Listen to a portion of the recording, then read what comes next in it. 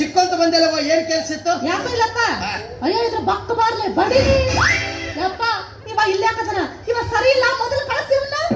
ಕೇಳಿದೆ ನಮ್ಮ ಅವನ ಮಗಳ ಮಾತನ್ನ. ನೀವು ಸರಿ ಇಲ್ಲ, ಇವನು ಮೊದಲು ತೊಲಗಿಸು ಅಂತ ಹೇಳಕ್ಕೆ. ಕೇಳಿದೆ ನೀನು ಸಸಿ ಮಾತು.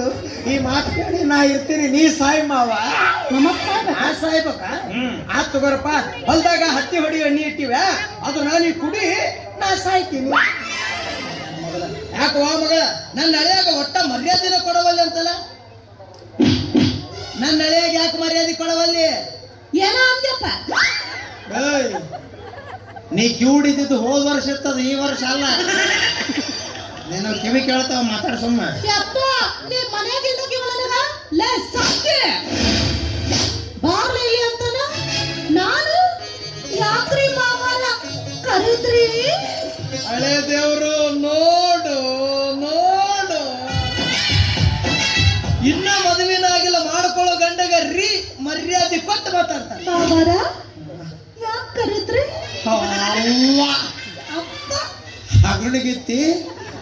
ಹಗಣಿಗಿತ್ತಿ ಹಬ್ಬ ಮಾಡಿದ್ರೆ ಮನೆಗಂಡು ಉಪವಾಸ ಇದ್ದಂತ.